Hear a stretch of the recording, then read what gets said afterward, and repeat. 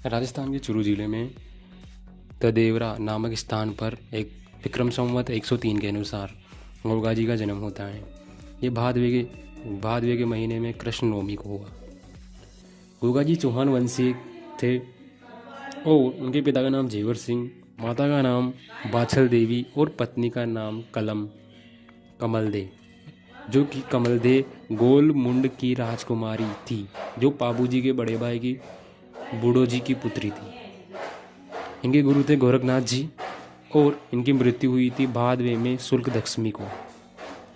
इन्हें सांपों का देवता जहर पीर, नागराज, गोगा पीर, गोगा बप्पा, गोगा अश्वरोही, भाला लिए हुए योद्धा आदि उपनामों से जाना जाता है। गोगा जी ने मोहम्मद गजनी के साथ 124 ईस्वी में युद्ध किया था। इस युद्ध का वर्णन एक किताब में है जिसका नाम है कायम खा रासों में। मोहम्मद गजनी ने ही गोगा जी को जहर पीर की उपाधि दी थी। उत्तर प्रदेश में भी इनको जहर पीर के नाम से जाना जाता है। गोगा जी का अपने मौसेरे भाई अर्जन और सुरजन के साथ संपत्ति के लिए बंटवारा यानी कि लड़ाई हो गई थी, विवाद हो गया था। अर्जन सुरजन द्वारा मुसलमानों की सेना लाकर गोगा जी की गायों को पकड़ लेने के कारण इनका आपस में युद्ध हुआ। इसी कारण से इनका युद्ध हुआ। युद्ध में अर्जन और सुरजन के साथ साथ गोगा जी भी वीर गति को प्राप्त हो गए। अब जानते हैं गोगा जी से संबंधित स्थल। इनकी जन्म स्थली ददेवरा चूरू जिले में स्थित है। जन्म स्थली को शीर्ष मेड़ी कहा जाता है।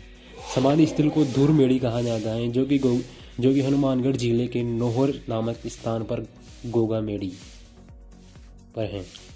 गोगा जी की ओल्डी सांचौर और जालोर जिले में स्थित है।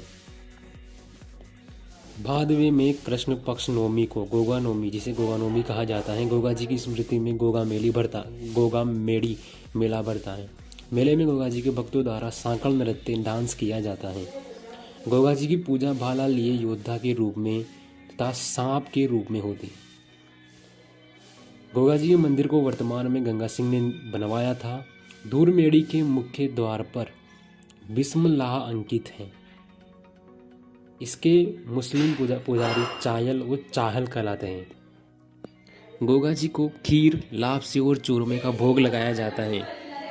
कवि सूर्यमल मिश्र ने लिखा कि गोगा जी को जहर पीर कहकर पूजते हैं।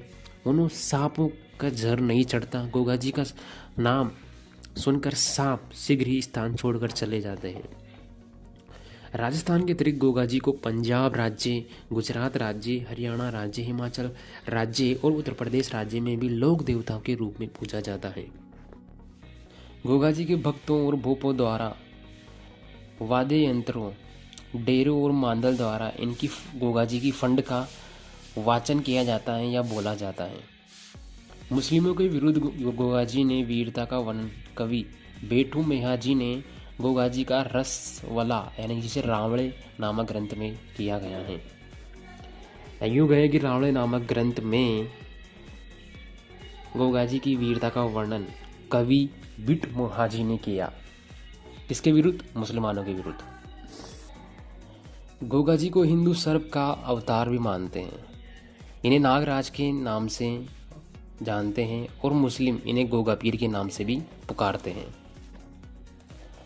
वंश भास्कर में ग्रंथ में गोगा जी को गायों की रक्षार्थ यानी कि रक्षा करने के लिए वीर गति प्राप्त होते हुए बताया गया है।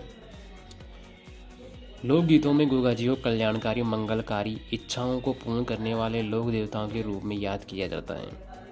रक्षाबंधन पर बांधी जाने वाली राखियों को गोगा जी के मिट्टी से बने घोड़े के पैरों में अर्पित किया जाता है या चढ़ाया जाता है। ये कब चढ़ाया जाता है? गोगा नवमी को। गोगा जी से संबंधित महत्वपूर्ण शब्दावलियाँ या महत्वपूर्ण शब्द जिसका मतलब क्या क्या है, तो वह है वणी या ओरण। गोगा मेड़ी के चारों ओर फैला जंगल को वणी या ओरण कहा जाता है। गोगा जी के थान खेजड़ी वृक्ष के नीचे बनाए जाते हैं, जहाँ मूर्ति स्वरूप एक पत्थर के रूप में पत्थर पर सांप की आकृति बनाई जाती है, उसकी पूजा की जाती है। इसे कहते हैं गोगा जी का थान। एक कहावत भी है गोगा जी के नाम की, गांव गांव खेजड़ी वृक्ष और गांव गांव गोगा जी। मारवाड़ की ये कहावत है,